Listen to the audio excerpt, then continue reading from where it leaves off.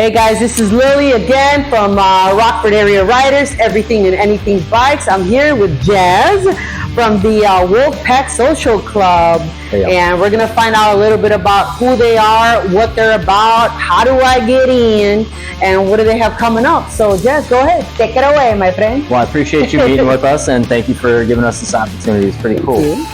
So Wolfpack Social Club, we actually started about 12 years ago, and one thing that we actually stood for was not just the camaraderie portion of it, but when we started as a social club for a reason. So we get it, you know, there's different rules, regulations to everything, and riders clubs, and there's obviously motorcycle associations, there's MCs. Levels to this shit. Right, and there's definitely different levels to it, and for all viewers out there, make sure that you go through the proper processes and make sure you contact the proper people to become a club if that's what you're trying to do, or otherwise join a club that already did that work for you. One of the biggest things that we did was we actually had a lot of history here in this area.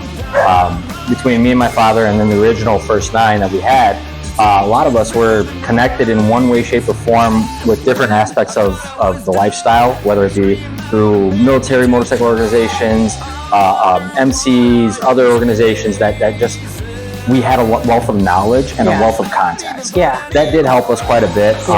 One of the main things that we realized, though, is that what we stand for that working man that works 40 hours a week, that has a family, that has a job, you know, and it's rare for some clubs, you know, a lot of clubs, we wish we could make it to where we just ride all the time. And our job is they're demanding.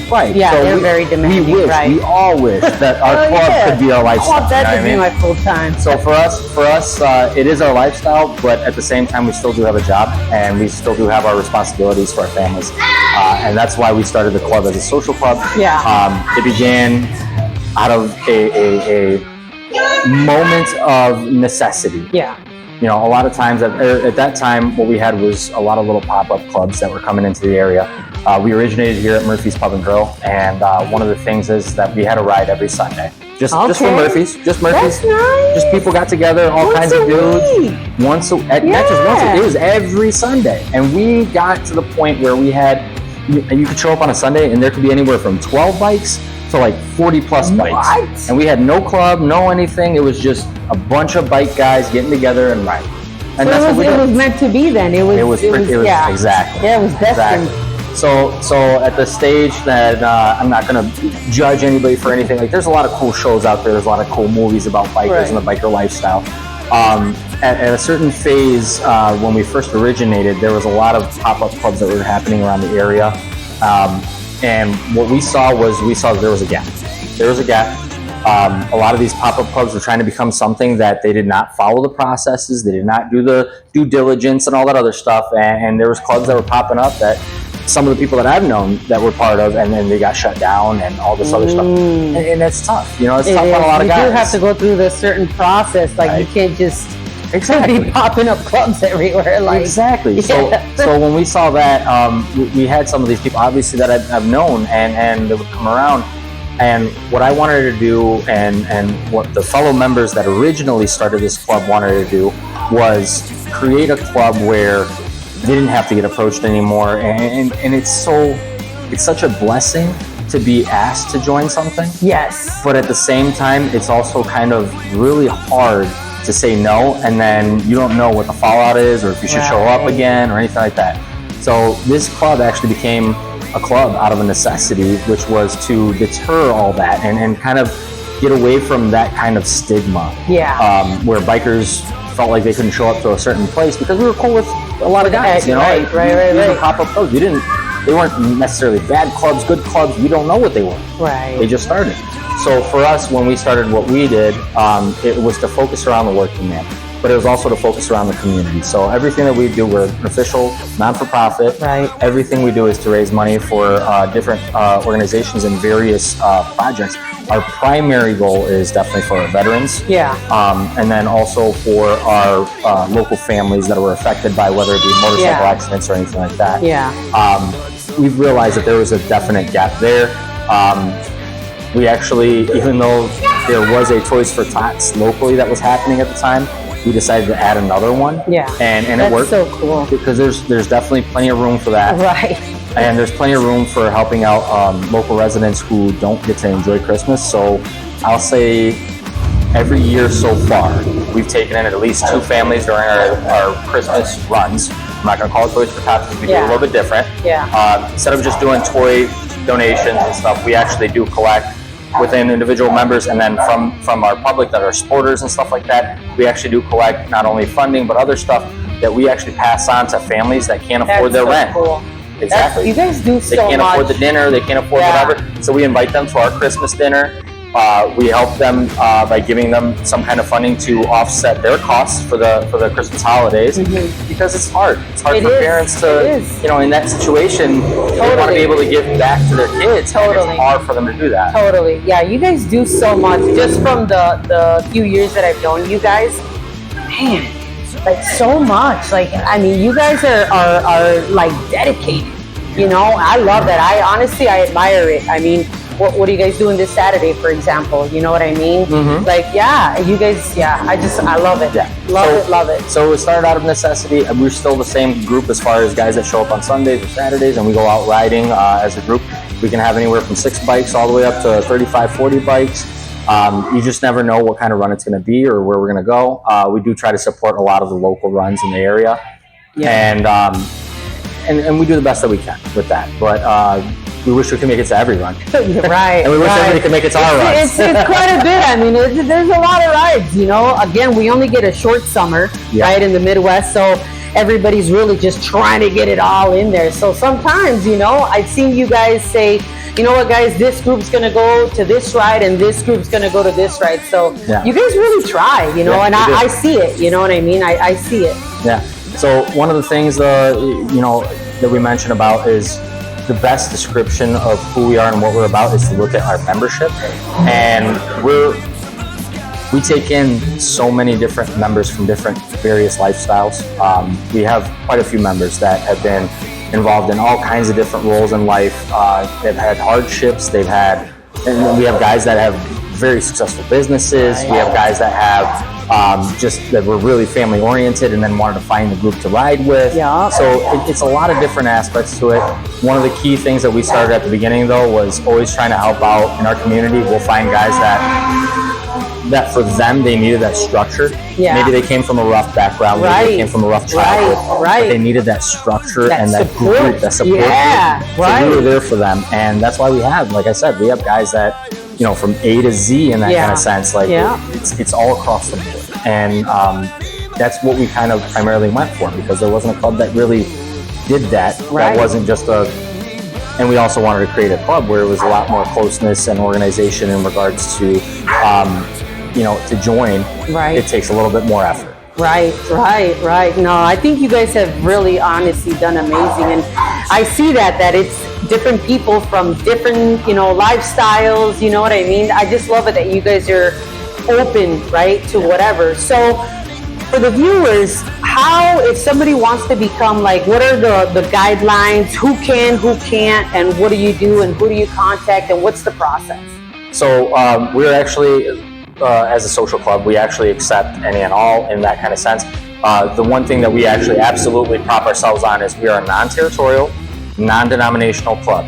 That means we accept all different types and breeds. We don't discriminate in regards to whatever you would consider a discriminatory type of deal. Our main thing is if you ride 2 wheels, they can be, you know, Japanese make and model, Italian make and model, American make and model. It really doesn't matter to us as long as it's 2 wheels, as long as you keep up. And that's a big thing. That's a big thing. Y'all heard that. You gotta keep up. So, which is why I tell a lot of people, you know, they go, well, you guys aren't an MC. I'm like, we're definitely not. We don't pretend to be. We are pretty organized, but we're not an MC. That's not our intention. That's not what we're trying to pretend to be. But we're at the same time, we're not a church group either, and nothing to the church groups. I love the church groups, but when people join up, I always explain it that way so they understand, like, hey, we have a lot of various characters in here, and they've got very strong opinions, and we want to make sure that we respect each other for that. But yeah, so no, we're non-territorial, non-denominational. We don't claim a territory. That's what we wanted, guys who didn't necessarily want to fall into one box or the other, and wanted a box where it's a very neutral box, but at the same time, it's very community oriented.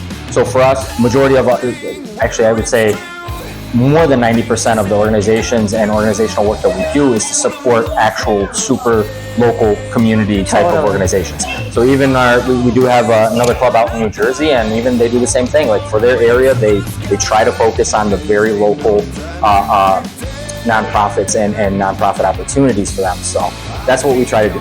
That's our goal. That's awesome. So, but yeah, so joining up in that regard is actually pretty simple for us. We don't have at the moment a area or an actual clubhouse that we have at the moment. We did have a certain central area that we were at for a while. Right now, currently, we do actually meet up regularly at one of our other members' locations, which is Murphy's Pub, which is a lot of times everybody tries to, everybody associates Murphy's Pub with Wolfpack. It's because one of our members, our founding member. It's true. Yeah. That's right. I mean, it goes hand in hand, Well, we still try to keep a separation. Our founding member does own Murphy's. However, we try to keep it as separate as we possibly can, but at the same time, we support him. Right. When I need a roof done, I got another brother that owns a roofing company, and guess what? I need my roof done. That's the guy I went to. I didn't go anywhere else. So, why would you? Like, exactly. We get into this brotherhood to support each other, so and sisterhood as well.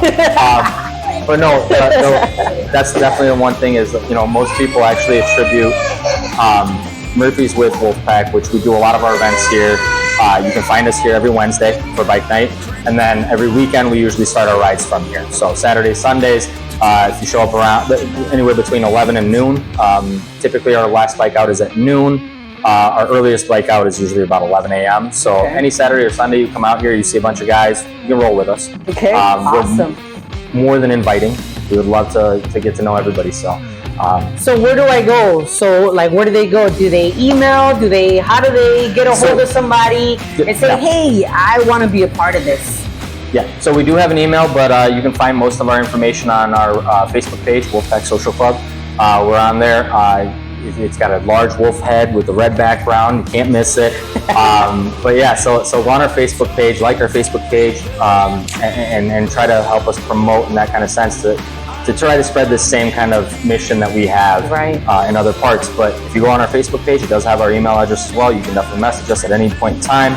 Otherwise, if you want to do an in-person contact, like I said, Murphy's Pub and Grill, if you come out here, the founding members here, we have multiple members that work here as well, including myself. So feel free to stop on by. Okay. Yeah. So there you go. Stop on by if you guys want to be a part of this.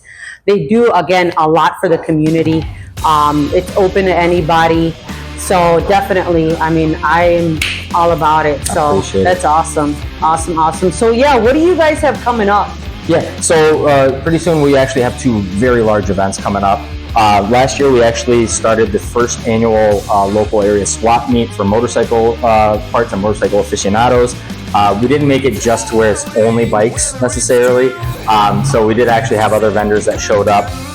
That actually second annual is going to be hosted here at our local Harley Davidson dealership, Kegel's Harley. That's going to be amazing. Yep, so we actually do have that event coming up, and that will be on Saturday, September 28th. Okay. 8 a.m. to 4 p.m. We are going to have a DJ out there. We're actually going to have a bike show.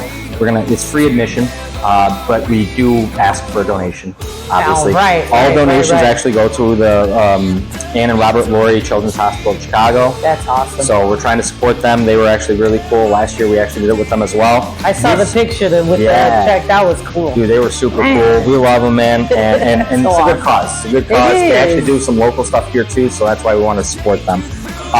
But this year, what we are presenting, the first time that we're doing at our event, hopefully we're going to make it an annual thing. So we do have a barbecue competition. It's smoke and ribs for the kids. Yeah, a lot of yummy food. Awesome. So this is going to be the first annual year that we're doing it with them, and we want to continue that on for the following years.